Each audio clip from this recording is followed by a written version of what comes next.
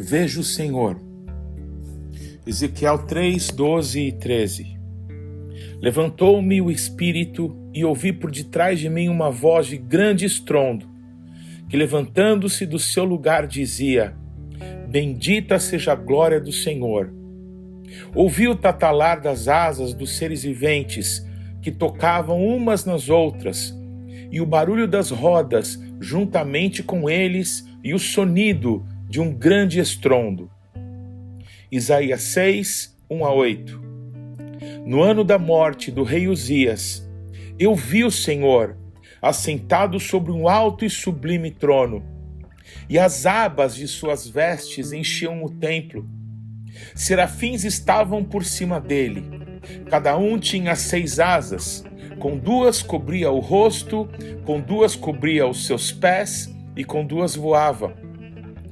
E clamavam uns aos outros, dizendo: Santo, Santo, Santo é o Senhor dos exércitos, toda a terra está cheia da sua glória. As bases do limiar se moveram à voz do que clamava, e a casa se encheu de fumaça.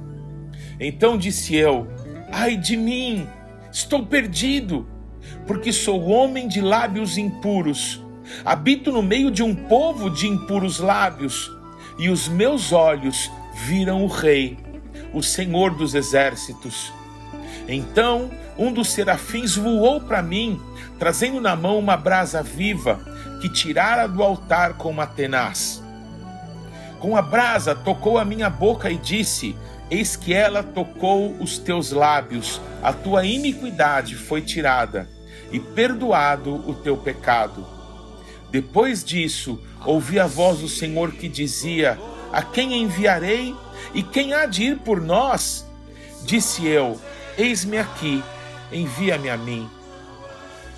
Temos ouvido muitos ruídos, há muito barulho, há muitas situações chocantes que estão nos cercando, muitas vozes, uma cacofonia, união de diversos sons não harmônicos, uma explosão de narrativas, cada uma buscando apresentar suas razões para defender o seu ponto de vista, seus interesses, seu partido, seu grupo, sua visão de mundo e como os outros devem caminhar. As imagens, cortes, músicas, frases, narrativas são usadas num afã de torcer a verdade para o seu ponto de vista, quando todos deveríamos olhar para a verdade, para os nossos olhos serem iluminados. Há um som vindo do céu, que só há de perceber quem se aquietar e discernir que há um filtro em nós para fazermos silenciar outras vozes e sons desse mundo para ouvirmos os céus. O Espírito de Deus em nosso espírito há de isolar os sons, como os modernos fones de ouvido, para que possamos ouvir os céus. Há um som vindo dos céus nesse momento de caos. Um dos reis mais extraordinários de toda a história de Israel foi o rei Uzias. Havia nele uma esperança por sua capacidade intelectual, sabedoria, por ser um empreendedor, inventor, um líder carismático, com uma habilidade de gerir e inspirar o povo, que todos acreditavam ser ele a melhor possibilidade de Israel novamente ter um rei do quilate de Davi. Em um determinado momento, justamente por sua excelência, ele se perdeu e alguns anos depois morreu. Isso foi uma das maiores dores de Judá em seus dias, pois a esperança parecia ter morrido. O grande líder de quem se esperava a condução do reino para os dias de glória morreu. O Senhor falou ao meu coração sobre este momento de Israel, a respeito do tempo que estamos vivendo já há alguns anos, mas estamos lentos para buscar, ouvir o que o Espírito Santo tem nos dito.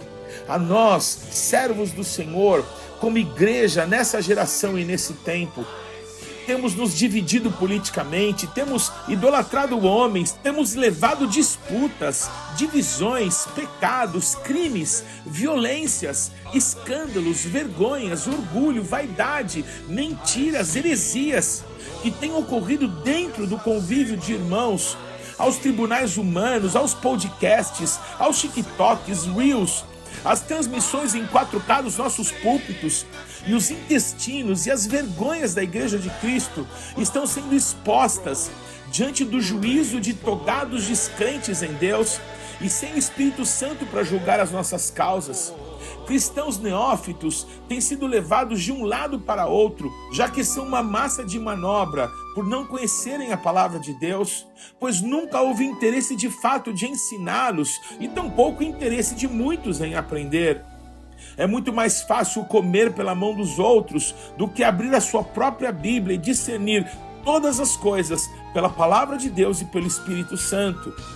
Mas a palavra de Deus nos ensina que no meio do caos, da tristeza, da decepção com a morte de um rei promissor, havia um homem, Isaías, que estava na casa de Deus, pronto para ouvir o Senhor, distante do ruído das ruas e das muitas vozes. Ele viu, ele ouviu.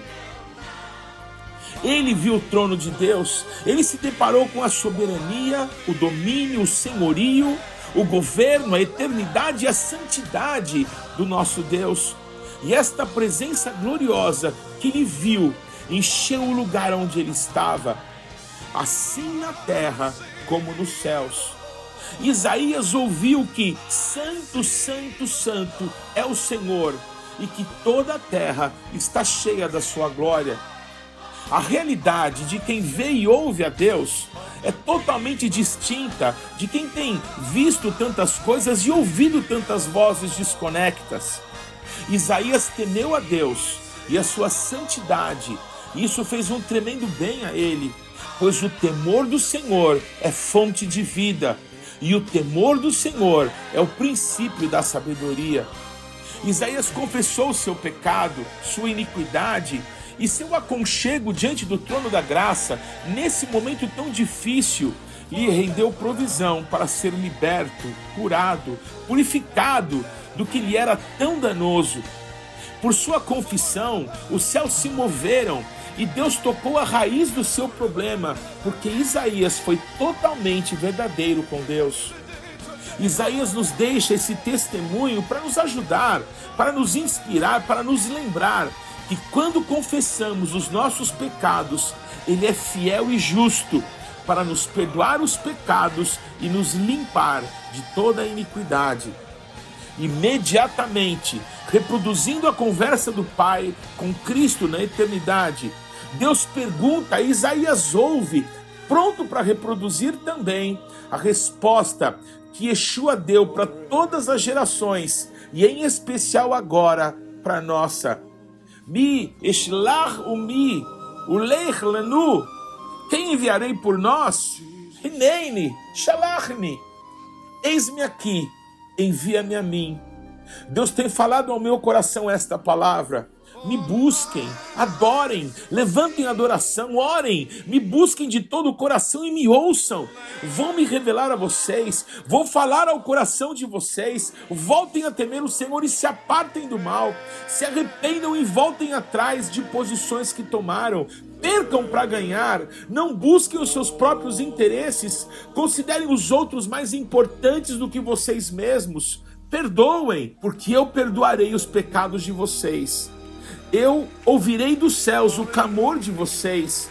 Eu darei provisão para libertá-los de toda prisão e também do passado de vocês. Eu vou curar a terra de vocês. Eu tenho uma esperança e um destino para vocês. Os meus pensamentos e os meus caminhos são muito mais elevados do que os pensamentos e os caminhos de vocês. Os meus planos são de bem e não de mal. É isso que eu tenho pensado a respeito de vocês, para que todos vocês tenham um futuro e uma esperança. Ouçam o que o Espírito Santo tem dito às igrejas. Paulo de Tarso, 20 de novembro de 2024.